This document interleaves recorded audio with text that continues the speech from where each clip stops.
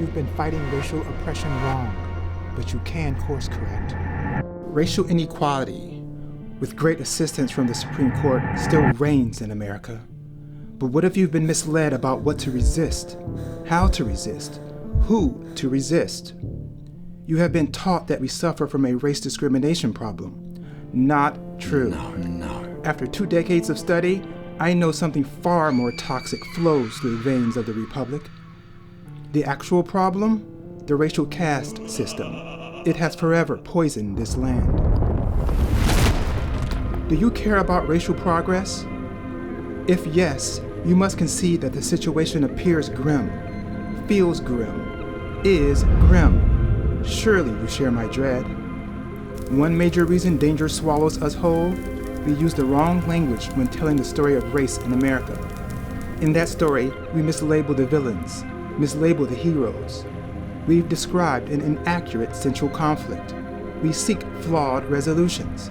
We march to a space we have misidentified as the Promised Land. Our dilemma requires that we produce an accurate race story, one that perfectly captures the racial conflict that has forever haunted the United States. My book, Their Accomplices Wore Robes, establishes how only through the language of caste can we recount America's true race story. And I narrate that story through 150 years of Supreme Court cases. Please listen to how I concluded this.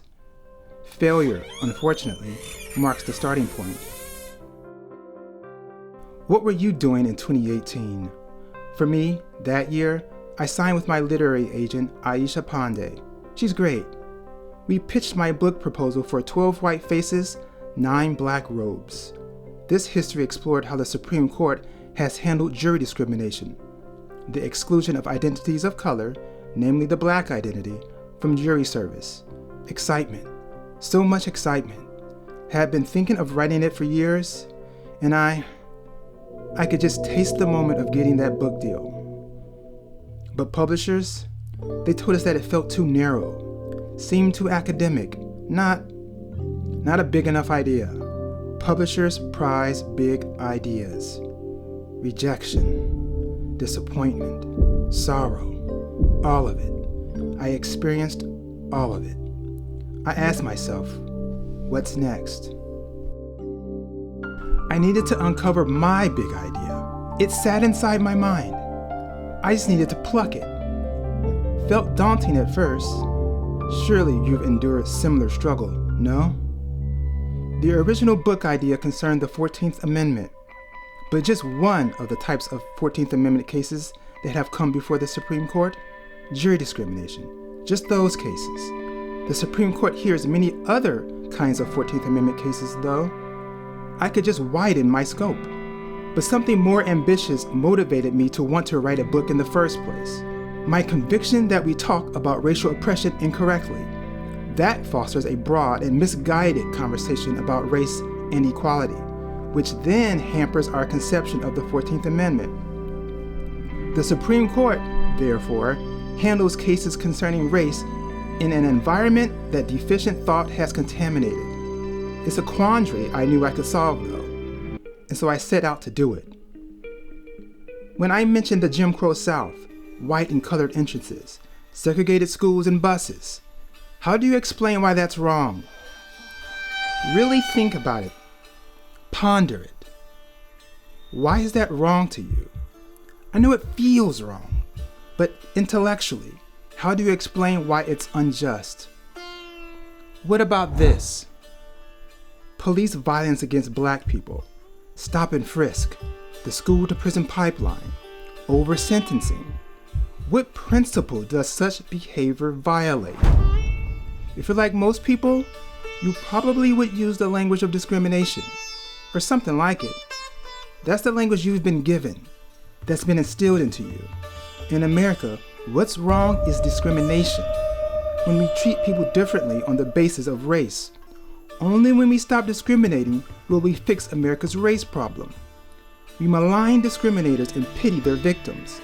The villains within this story commit the sin of race discrimination.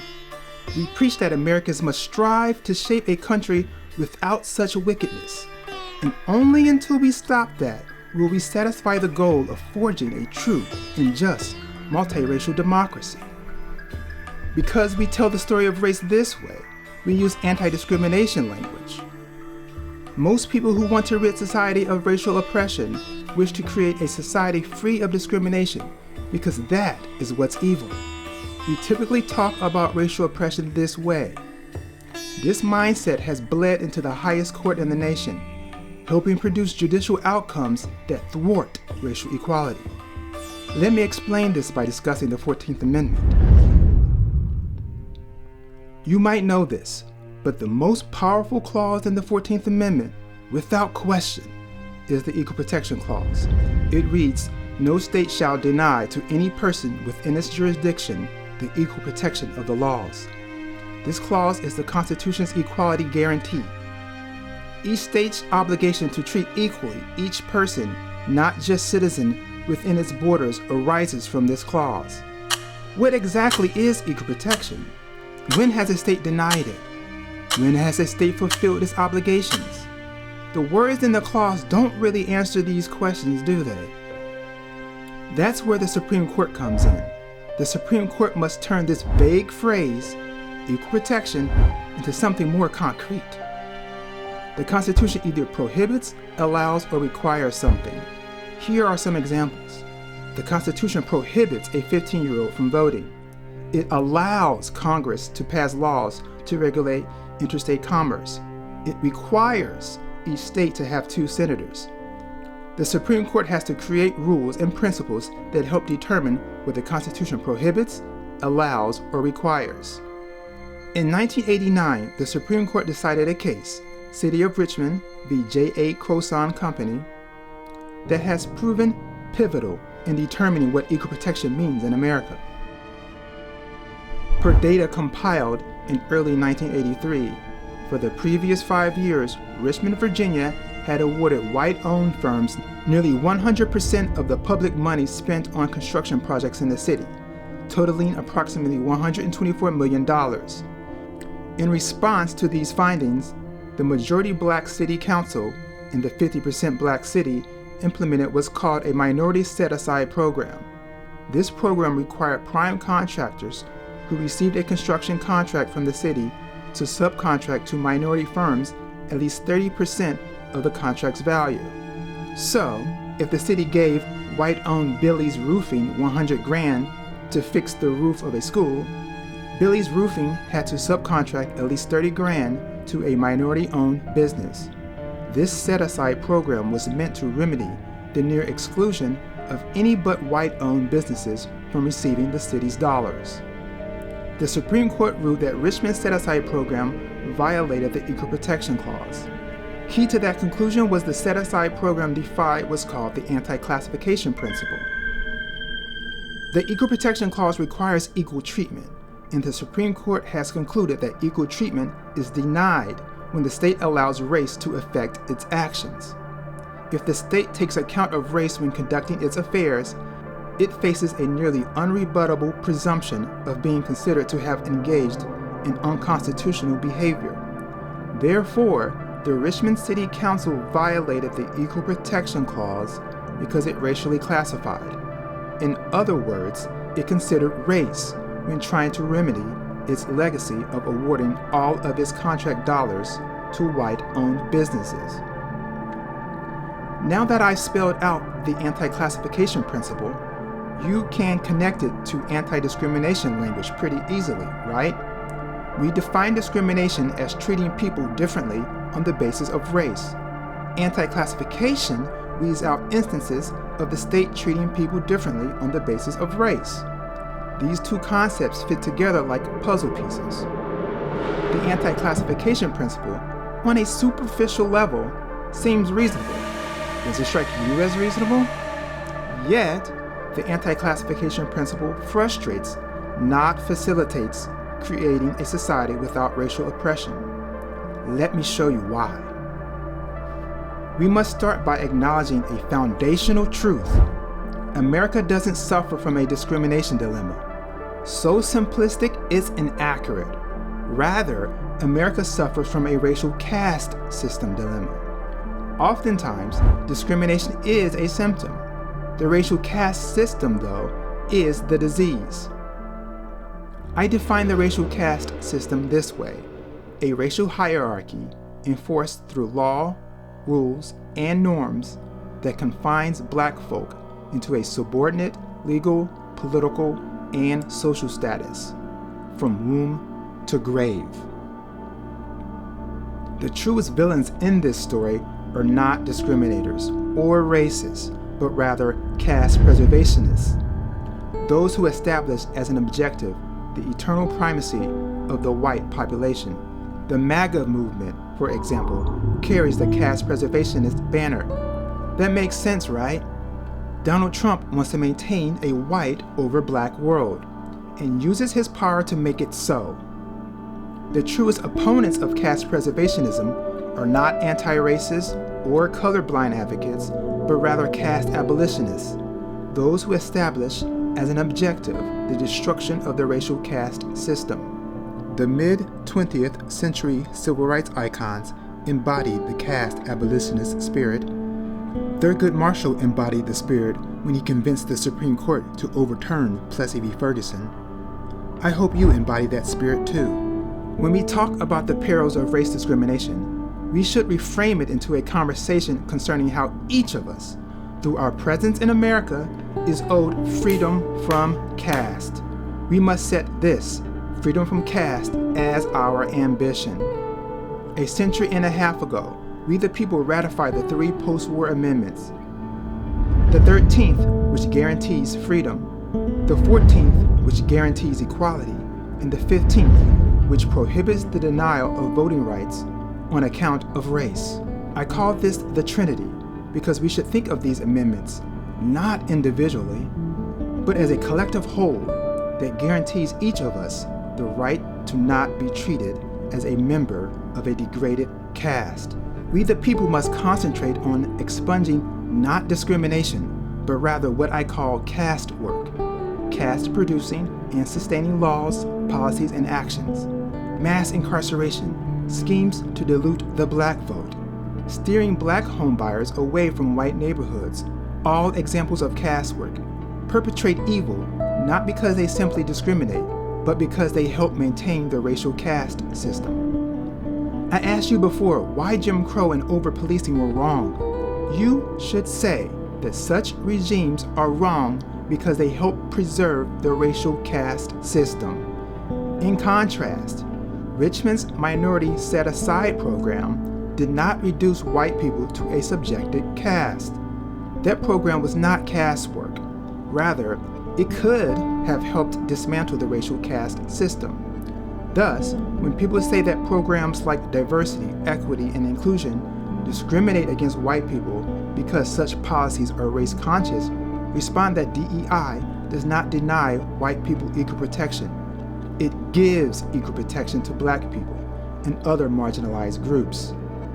We must jettison the anti-discrimination framework and embrace the anti-caste framework, which builds on the worldview that opposes the existence of the caste system. No more anti-discrimination talk.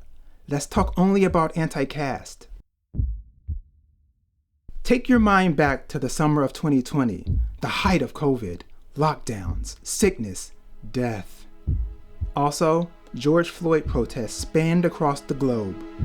During that time, I finished my book proposal for Their Accomplices Wore Robes: How the Supreme Court Chained Black America to the Bottom of a Racial Caste System. My thesis was simple. The Supreme Court, even more than the presidency or Congress, functioned as an indispensable ally in both maintaining the racial caste system and in aiding white America to preserve the benefits that they accrued from it. Best positioned to pull the nation into compliance with its purported principles and constitutional mandates, the justices instead pushed the nation to betray the virtuous self-image it projected. Time after time, when petitioned to make real for Black Americans the nation's founding conceit that all men are created equal, the court instead colluded with the engineers of caste. This book excited me in a way that the former one never did. It was significantly more ambitious. It was more than a big idea. It was a huge idea. I wanted to change how we talked about racial oppression because I wanted to change how we interpret the Constitution on matters of race. We can't actually solve the problem until we understand it better, talk about it correctly, and know who to blame. This time, my agent and I submitted the book proposal and got a lot of interest, with me choosing Doubleday. 5 years later, it's finished, and you can purchase it. You should, and I hope that you do. The first starred review came from Kirkus Reviews. They called it a searing indictment of judicially condoned and even enshrined racism in American law, a powerfully argued study of a legal system that favors those who persevere in undermining Black freedom. The second one came from the Library Journal. They said that it precisely outlines, within the historical context of the United States, how the Supreme Court has repeatedly and specifically denied or significantly delayed full rights of citizenship to Black people. Starkey masterfully uses a unique blend of storytelling and legal documentation to share his declarations.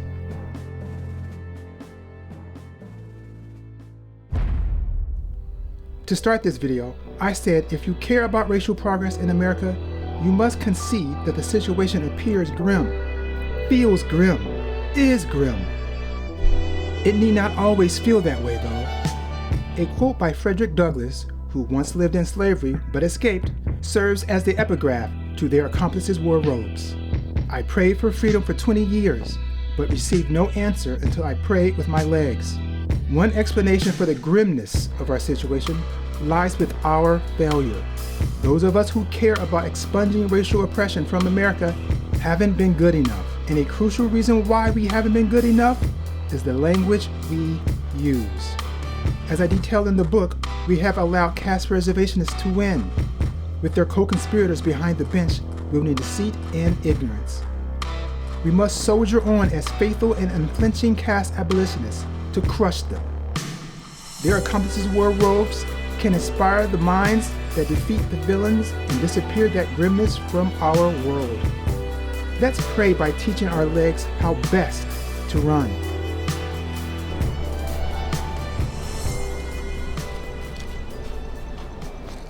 Stay brave.